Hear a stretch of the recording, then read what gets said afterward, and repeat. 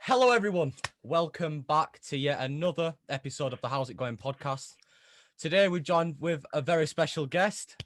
He is a rapper, over 10 years experience, put out albums, EP, singles, and goes by the name of E.J Carter. How you doing? What's going on, y'all? How y'all doing, man? How y'all living, man? Yeah, we're chilling. We're all good, thank you. We're awesome. So would you like, just for the first part, would you like to kind of tell the audience a bit about yourself? Okay, yeah. E.J Carter, aka the Pie Guy out of the Pie Town, here from St. Louis, Missouri, 314. You know, I make all my own beats. I do all my mixing and mastering and engineering, all that. I come from a music background. My mom was a singer in a band with her 4 brothers. My dad, he sang and he played the trombone. So I came up in music. I played basketball in high school, college, and I played a little bit overseas.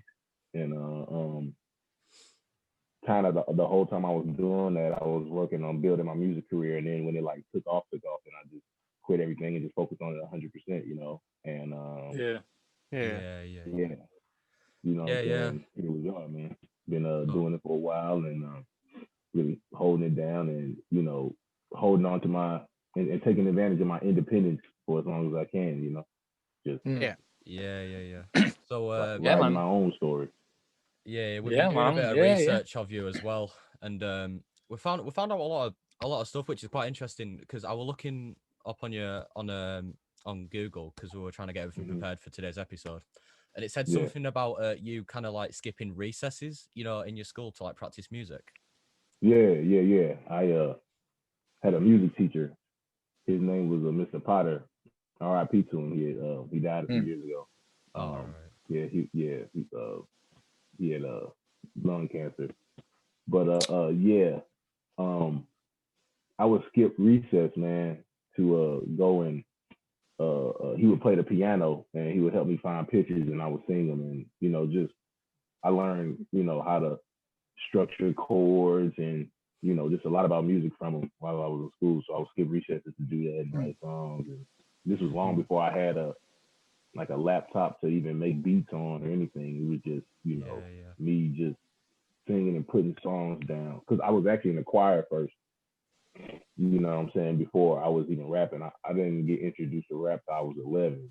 So before that, all I knew was, you know, singing. And I was a lead soprano in the boys choir in my city and stuff. All right. Wow. Yeah. That's sick, that. And we also understand you've put out an album in 2020. Yep, Birth of the Pie Guy. I put that album out. It's been my best. All the links in the description. My best selling, best streaming album. It's been my best album to date. I give my 5800 album the credit for knocking doors down. That was probably a breakthrough album for me because after I put the 5800 album out, you know, Propane came out, and then it was like a huge single. And then I started, I got discovered by Flip down in Texas. I started working with Paul Wall and Zero and Slim Thug and all those legends. Wow. And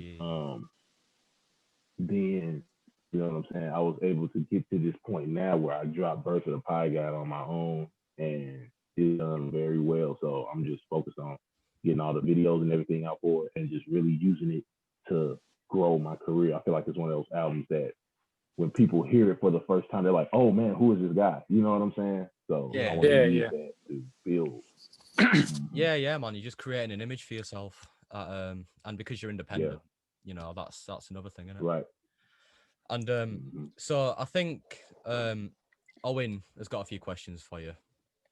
Yeah, so I was gonna ask, you know, obviously being a rapper for nearly 10 years, going on even longer.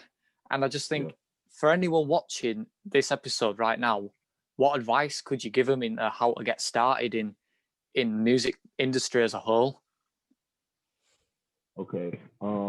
first of all, I guess the first thing I would say is don't worry about the industry on day one. Worry about the music first. You know what I'm saying? Like, because at the end of the day, man, it's always going to come down to the music at the end of the day. Like, you know, you can know a whole bunch of people in the industry and have, you know, like low quality music. So it's going to be like a limit on how far you go. You know what I'm saying? Like, meanwhile, if you don't have any connection, you know what I'm saying? The best thing you can do is just focus on being really good at what you do. Put out really good music, you know what I'm saying? Because that way, when you get around or you ever get into the arena where there are connections and there are people that can help you, they have something to help. You got to have something to help. Yeah. You know what I mean? Yeah, it's good that. And Luke, you know, you've been dipping your toes in the music industry. And you've been making a couple of beats at home. Yeah. And I think, you know, that advice, honestly, is really good because, you know, to anyone watching, you know, you can make it no matter what. If you focus on your craft and you focus on it with 110% effort, you're gonna make it eventually, aren't you? Yeah, if you put in hard work and dedication, you're gonna get there eventually. Man. And another thing, I like to tell artists off the rip, man, don't focus so much on the people that don't like your stuff, man. Like, just find the people that like your stuff and then just worry about them. You know? 100%, man. Totally. Yeah, everybody wants to like blow up and have like 1 million followers on day one, and it's like, no, you know what I'm saying? Like, like if you do a promotion and all you get out of that promotion, like, and say out of that promotion you get like 100,000 people see your music, but only 10,000 people like actually follow you. Okay, take those 10,000 people and give them music and grow with them. You know what I'm saying? Like, everybody's so worried about, oh man, I want to be Drake today. Like, you know what I'm saying? Like, come on, man. Yeah, you know what I'm saying? Exactly. And I think, you know, you are a very humble person, and I respect that. Truly, man. Thanks, man. I try to be, man. I really do. You know what I'm saying? Yeah, you are, honestly. And definitely. You know, heart out to you, man. Yeah, appreciate it, man. I mean, I've seen it. Bro, just a couple years back, you know, I wasn't where I am right now. You know what I'm saying? Like, so I still remember what it feels like to be down in those trenches trying to figure out, damn, how do I get to the next level? How do I get to the next level? You know what I'm saying? So whenever I see people in that stage, you know, I like to, hey, man, you're okay. Trust me. You know what I'm saying? Like, you're doing the right thing. Don't worry about it. Okay? I was where you were. Trust me. Yeah. Worry about the music. Focus, you know what I'm saying, on this, because, bro, I feel like the universe knows, you know what I'm saying? The universe knows how much work you put in, bro. If you didn't put any work in, the universe is not going to reward you, dude. Yeah. 100%. Yeah. Definitely. 100%, man. And go on, Luke. I was gonna say, obviously, you know, your Spotify's been popping off, your YouTube's been popping off. You're getting, I've seen your YouTube. You're getting tons of views. How does how does that popularity affect you as a person? You know, like people say, popularity can change like celebrities. How does that affect you as a person? Well, you know, number one, is not really all that new to me because, you know, I played college ball, you know what I'm saying? Then I played a little bit of pro ball. So, I mean, I've already been in front of a whole bunch of people. I've been around a whole bunch of women, all that stuff. You know what I'm saying? So it's kind of just the same thing. You know what I'm saying? It's just that now, you know, it's like, now it's different because, okay, we live in an age where the fame comes before the money. Right? Like, you can, you know what I'm saying? You can have 1 million followers and it's like, you know, you're not like a millionaire yet. You see what I'm saying? Yeah. You maybe, I mean, don't get me wrong, you probably get money. You might be 100,000 there. You know what I'm saying? But you're not necessarily like a million, so you can't afford to have all this security, and you can't afford to have all this stuff yet. So really, you got to be smart. You got to be, especially coming from my city. I live in, I'm from St. Louis, Missouri. So anytime I go back to my hometown, got to be really careful because it's really dangerous there. You know? Yeah, because you've got such like a high profile. Exactly. So you kind of, whenever I'm around, whenever I'm back at home, man, like right now, because I'm in the city right now, like I'm not even coming out of the house anymore. You know what I'm saying? Yeah. Especially with all this COVID stuff going on. Like I really, true. I got my own studio set up that I built here, so I kind of just work all day. Yeah, man. I don't go outside to shoot music videos, really. Yeah. Do you think like your fame now, obviously, because you've just grown in popularity so quickly over a short period of time, do you think that's altered your social circle? Would there be people who you'd want to bring in just because of like where you're at now, if that makes sense? Yeah. Well, okay. Well, my social circle really consists of mostly my my family anyway. Yeah. Okay. Like I grew up with a whole bunch of, I got my brothers, my sister, I got my cousins. You know what I'm saying? We all kind of, those are the kind of the only people I keep in my circle anyway. And this was before, you know what I'm saying, all of this. This was before this. So I really got the same people around me. You know what I mean? You don't want those types of people who just want you, for popularity, for fame, for money. Yeah, one thing I would advise artists against, man, is once this stuff start happening, you gotta don't be so, how do I say this? Don't be so eager to live that life. Yeah, you know what I'm saying? Like, all right, you got all these people coming and all this, and one thing that I've seen a lot of artists lose, like they'll go on tour and then they think touring is all about having fun and being with bitches and you know what I'm saying and partying. This is a job, man. Like we get paid to do this. This is a job. You know what I'm saying? And if you're not getting paid to do this, then you really can't be bullshitting because you ain't got no money. Yeah, totally. That's right. You've just got to stay true to yourself. However far you get in your career, if you're still who you were at the beginning, you're going to get that level of respect. And exactly, it's just going to last with you until the rest of your life. Right. That's what thank you for saying that, because that's another thing. It's like, why are you doing this? Are you doing this because you would do it regardless, or are you doing it because of the attention? You know what I'm saying? Like, yeah. I feel like a lot of artists, and I see it over and over again, you can always weed out who's doing this for the wrong reasons because they never last. They try it for a month, or maybe they'll do it for a year, and they don't see the results that they were hoping for. So now it's like, oh well, I give up. Yeah. Well, I mean, I can tell, you are a very humble, a very genuine person and an artist, and that's going to go a long way, I think, in your career, because you just don't get that anymore, especially in the music industry, because everyone wants to be, everyone wants to be the big I am. I'm the big rapper. Everyone wants to be the richest, the biggest, the most followed. Yeah, but then you have, the true artists who are here to make quality entertainment and music for people. Yeah. They're not doing it for the money, they're doing it because they love it. Go off passion. That's the thing, man. You got to do it because you love it, man. It's like this, man. Like, look at anybody who gets paid a lot of money for what they do. At some point, you can go all the way back in time and find a moment when they did this shit just because they love to do it for free. Yeah. Like, we take guys in the NBA, we take guys in the NFL. You can look at some point in time, you know what I'm saying? Like, they were at home playing at the park for free on asphalt. Yeah. Like, nobody just wakes up and it's just like, you know what? I want to play basketball. Boom, they're in the NBA. It never works like that. Yeah.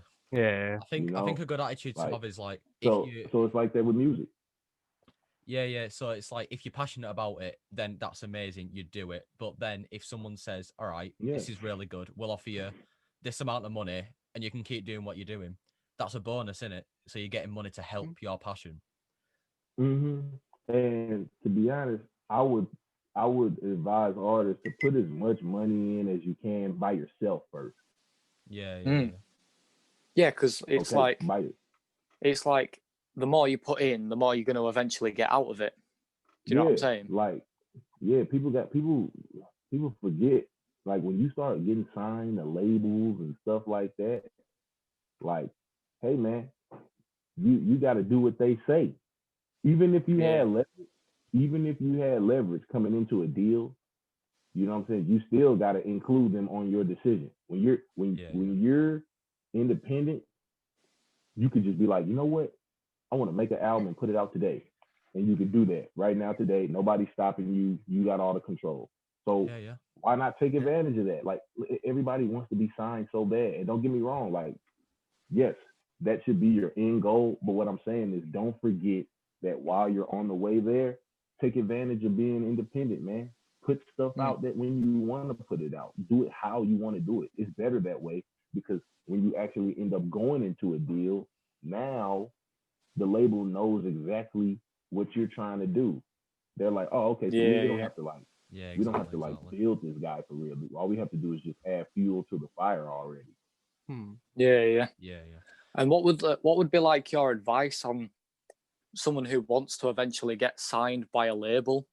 You know, from someone starting out and they've been working on the craft. What would you recommend they should do if they're given the opportunity to secure a deal with a record label? Well, I would say, hey man, first of all, before you do that, create your own identity and your own story. Yeah. You know what I'm saying? That way, you know what I'm saying, you're coming into the situation with you knowing who you are. The label, if they signed you and you already had your identity and everything, then they're on board with who you are already. They're not trying to change anything. They're just trying to amplify it. You know? Those are the type of situations you want to be in. You don't want to be in a situation where you're like, okay, I just signed to Atlantic Records, and, you know, since I have absolutely nothing, they're going to do everything for me. Like, no, because then it's like, once that deal is over, say Atlantic Records doesn't want to re-sign you, you don't even know what to do, because you never had to do it on your own. Yeah. Totally. You know? And I think Liam had a few questions for you. Yeah, no problem. So since you've been doing rapping for nearly 10 years now, and you've been making music since 2012, what has been the most influential moment you think, and why? The most influential moment, I'd say it's a tie between the first night when Flip had called me, because I was sitting at the dinner table with my girl and my sister, and it was just a regular ass November 6th night, and he had heard my stuff, you know what I'm saying, like on the radio in Houston and stuff. It was just weird, and he just called me out of nowhere and was just like, hey man, like boom, and then just like that, you know what I'm saying, like shoot, like in a matter of the next month and the year, I was on a tour. You know what I'm saying, like she was real. And I'd say between that moment and then when during the tour we capped it off with a show in New Jersey on the 4th of July. It was with AKON and Pitbull, and it was in front of it was in front of 200,000 people, bro. And I think it was that moment when I was just like, I can really do this shit. You know what I'm saying? Like, man. That's you actually know what I'm saying? That's incredible, amazing. That man. But like, we were gonna ask, because we've been looking at, you know, all the tracks you've been on, all the songs you've created, and we noticed you did feature on a song with Snoop Dogg. You know what I mean? Yeah. And like, what's that like knowing you're on a track with someone of his stature, you're on a his track level? With someone who's one of the probably one of the best rappers in the world to some people, you know. Yeah. I mean, bro, honestly, bro, I still wake up in the morning, look in the mirror, and be like, "What the hell?" You know what I'm saying? Cause dog, like, yeah, like, bro, like you gotta understand. Like, I went from just doing this shit, man, in my I was just since high school, man. I was doing this shit in my closet, like literally in my closet, just recording, bro, on my little laptop, and to know that I came all the way from that to being on songs with Snoop Dogg and Project Pat from 3 6 Mafia and you know what I'm saying? Like yeah. But it's just crazy to me still. Yeah. You know and I was going to and, say, going back to, when you were saying you went on tours, what's that like performing in front of so many people? Like, bro, and they come to see you. Man, it's crazy because, especially because, I really started out back in high school doing shows for like 3 people in the crowd. You know what I'm saying? So, to see the numbers grow like that to like 3 to like 200, 300, 400, 500, and then I got discovered by Flip, and now I'm performing in front of 10,000 people, all the way up to 200,000 people in New Jersey. I'm like, I ain't gonna lie, man. The first couple of shows, the first show that had, and I usually never get nervous before shows, bro, ever. But when I remember we was on a bill at where were we at? We were in Indiana, I think Fort Wayne. We had a show at the Pavilion. It was us, Twista, Do or Die, Paul Wall, and Young Jock, I believe. Yeah, and they had us back behind security clearance, everything. You go out there and you step on an amphitheater stage, and it's really 10,000 people out there. Yeah. You just got to process. I almost forgot the word.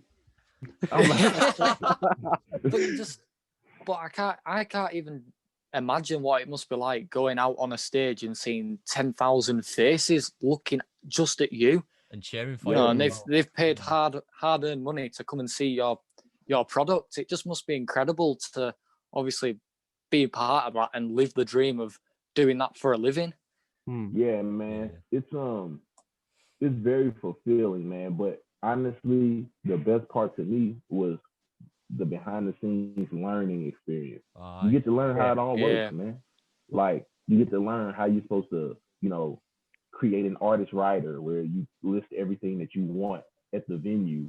You know what I'm saying? Before you get there, like, do you want 100 chicken wings? Do you want, a case of water? You know what I'm saying? How many napkins? You know what I'm saying? Like, it's learning about stuff like that. Yeah. It's just all those little individual parts that make this amazing spectacle for fans to enjoy. It all comes together as one. Yeah. Meeting with the light man before the show, let them know how you want to come out, stuff like that. You get to learn these things, how to get your money. People got to know, like, there's a way. You know what I'm saying? Like securing a deposit, writing up an artist contract, having them sign their end, send a deposit. You get paid the other back end when you get there and before you step on stage. Stuff like that. Like these are things that, like, valuable information that I think artists need to know. Yeah, 100%. Because I think people just go into the music scene and be like, oh, I'm going to make a load of tracks. That's just going to be it. I just need to make music. But then if you actually look at it from a business point of view, you got to do all sorts of stuff to get to that point.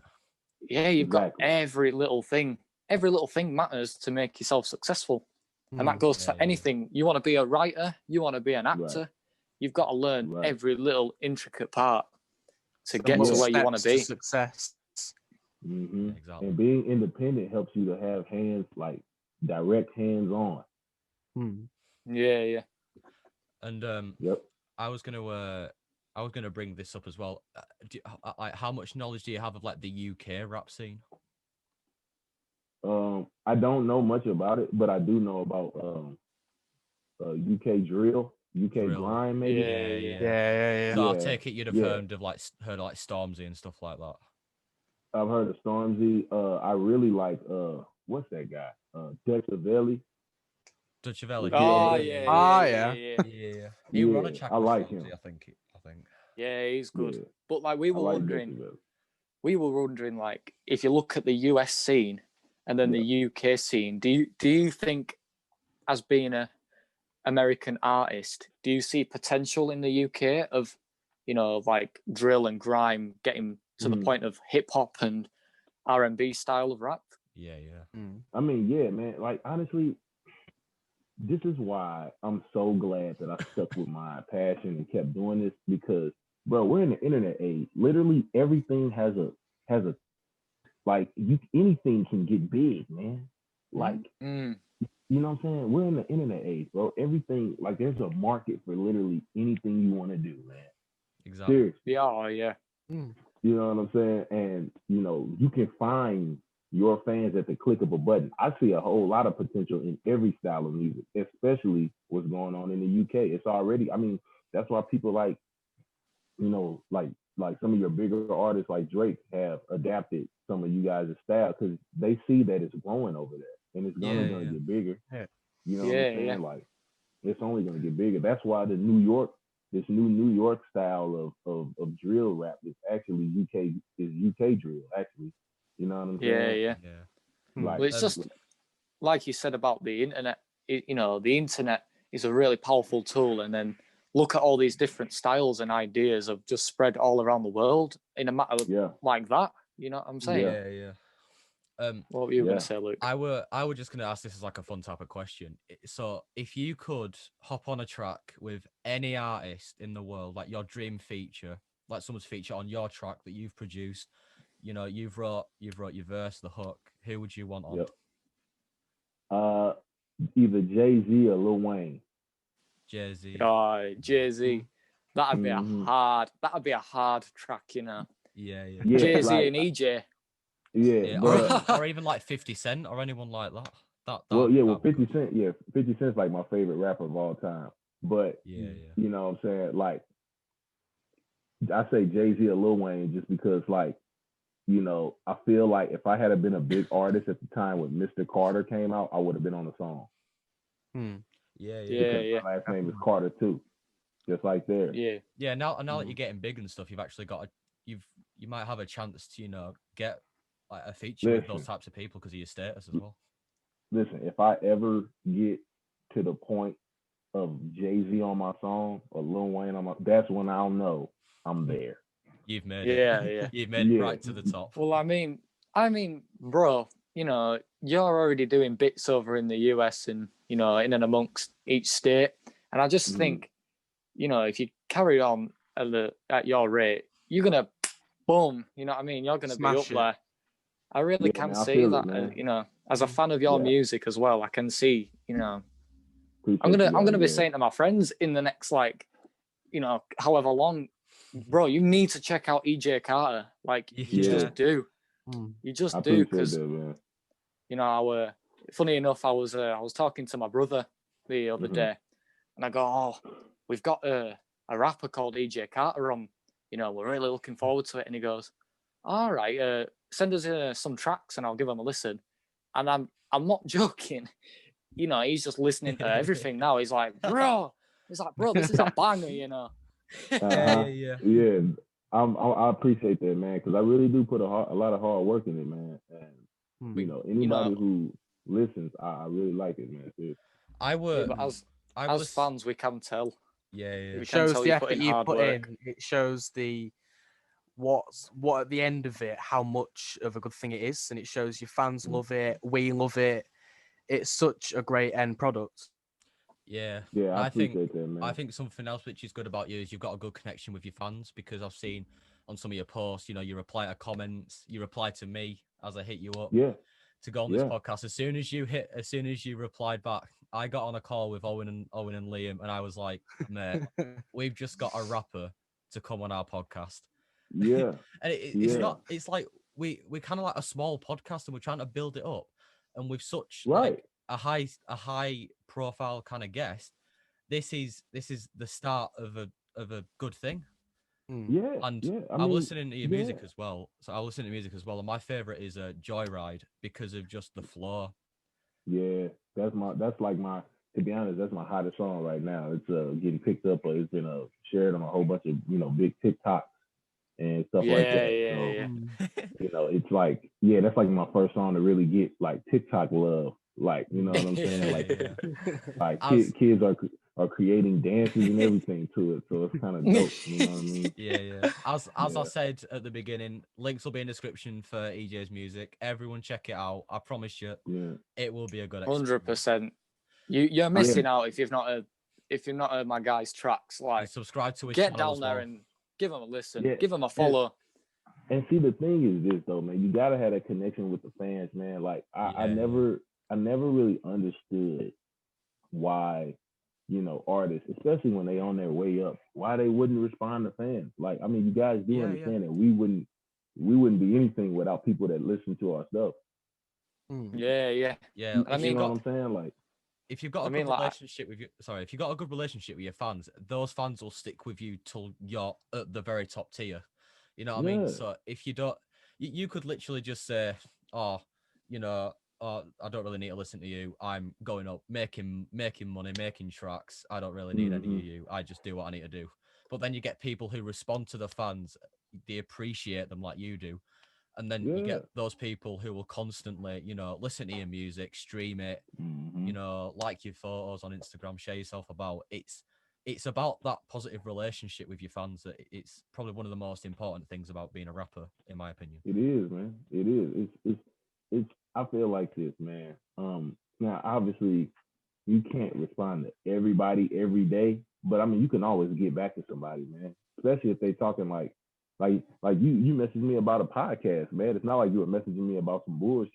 You know what I'm saying? You're like, hey man, with this podcast and we're trying to do our thing. And I respect that, man, because I remember when nobody would respond to me when I first started.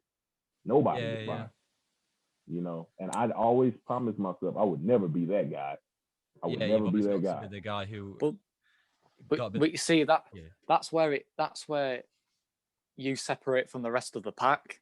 You're going out and you're making an effort for your fans, and then you're gonna get that in return with your music. Do you know what I'm saying? So that there ain't a lot of people like you, and honestly, from all of our hearts, we respect that hard, man. Like, yes, seriously. Really do. Man, appreciate it. Yeah, and we, hey, if you guys, I mean, we have a relationship now. If you guys want to like do this again in the future, months down the line, just let me know, man. Just reach out. Totally. Yeah, 100%. Totally be 100%. Because at the moment we're just trying to build up, get our message out to everyone. Obviously, in that message I sent you, I told you all our visions, really, like what we want, and it's just we try to reach out to as many people as possible, even if they can have 10 followers on Instagram, they could have 500,000 or whatever. We will try and rather help people or get someone to help people with us, like we did with you.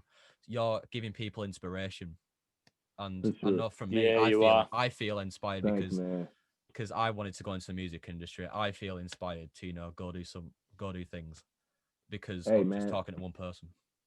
Hey, as long as you have a Wi-Fi connection, nobody can stop you, man. Nobody can stop you, man. Look, I think you need to, I think with all of our individual loves and passions, if you actually think about it, I believe like this whole quarantine, COVID stuff has probably made us more driven than ever before, because, we're all focusing on our individual loves, and like for you guys' music, you'll want to focus all of that effort on because you've got the free time to do it now. Yeah, you're stuck inside, so you're just focusing on what you need to do, what you got to do. Driving on your passion. Yeah, exactly. Yeah, and I think it showed everybody that, the only real secure thing is something that you do on your own, man. Like the jobs that you had, all this stuff could be in jeopardy just like that. So why not? Why not? Just give it a try. Give it a try, man. Exactly. Yeah. Like I remember first starting out, man, with this stuff, and a lot of people, they, you know how it is in the beginning. They're just like, why are you trying to do that? Go get a job. Go do this. Go do that. Yeah. I'm like, hey, man, I'm doing my thing, and a lot of people got to understand, like, at the time when I was doing this, like I've been doing this my whole career. I was playing basketball at the same time. I went to college. I got my degree. I got 2 master's degrees after that. Played a little bit overseas. And, you know, I don't have any kids or anything. So this is my baby. This music is my baby, man. Yeah. I've been growing. Yeah. You know what I'm saying? I've been growing this thing for years now. You know, so. And to those people, like you said, who will say, oh, why are you trying to do this for? You know, you can just say, when you've made it, you can just say, you know, fuck you know what I mean? Yeah. People try to put you down, you just block them out and just, I've made it, you on, you know. And see, the funny thing about that is, you know, I get that a lot now. People come around and just like, oh man, that's crazy. Like, and I'm like, yeah, you see the vision now. And one thing that I always make sure I do is, you know, instead of like coming from like a bitter, like, you know what I'm saying, like, yeah, bitch ass nigga, I made it. You know what I'm saying? Yeah, I'm just like, hey man, I try to tell you. This is what I was trying to show you 10 years ago. You know what I'm saying? I wanted, and now I'm here. Yeah, like this is what I was. Yeah, like people be like, "Damn, EJ, you really did it." Yeah, I know. I was trying to show you this. Remember, 10 years ago, I tried to show you this, and you know what I'm saying, you never wanted to listen to me. You know? Yeah.